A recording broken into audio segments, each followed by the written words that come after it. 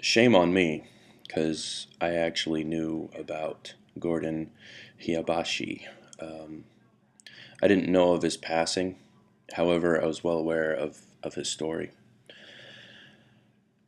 That is the one of Japanese internment, and I want to say, if you go further into what else he did, I want to say he was very critical to the Japanese Americans getting their property returned after the conflict, after hostilities had ended and everything else, because there was quite a bit of issues, especially in California. I mean, somebody who knows a little bit more about California history could turn you on to that. But there was quite a struggle with what they did to these Japanese Americans with their property, like storefronts in Los Angeles and things like that. Because I was aware of this sort of um, shame on me, because I should be saying more about it. Our country has been doing that crap since the beginning of, since actually its inception, all the way back to the American Revolution. I've mentioned it recently too. The Tories, and we would be we would intern the loyalists to the King George. The term lynch mob actually derived its roots from our American Revolution and the things that we did to loyalists. What is it that allows us to do so?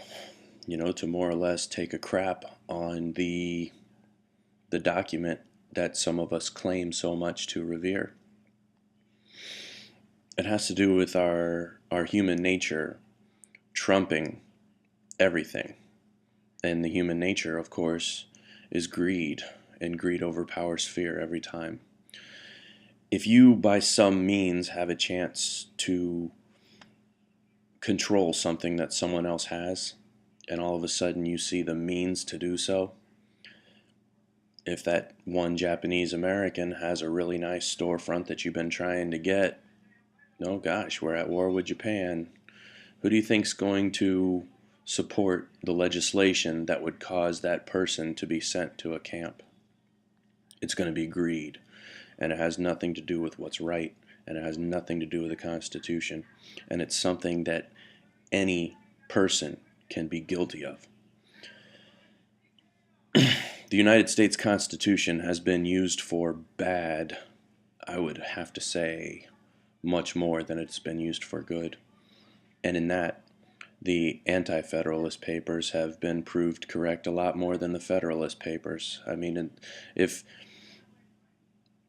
we were keeping score, I would say Anti-Federalist 3, Federalist 2 at best.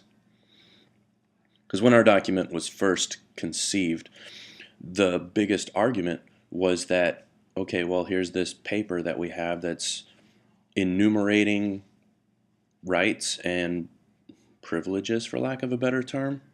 Well, the argument against that was that if you enumerate rights, then you in fact make those rights exclusive.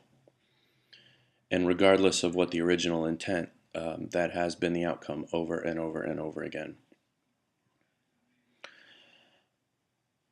This is a very complicated subject, and it's something that I'm just scratching the surface on. But I would like to just real quick just make everybody aware of the situations that can occur, that have occurred historically over again, and will occur again.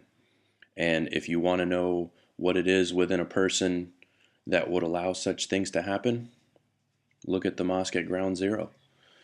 Normal flag waving Americans were against a religious uh, place being put within one New York block of where the Twin Towers were in Manhattan, when there was already a mosque even closer to that event. So that sort of ignorance and hatred, if you feel that, then you know the root of it.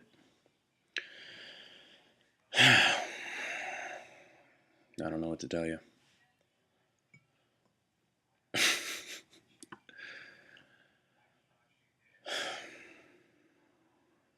God bless America.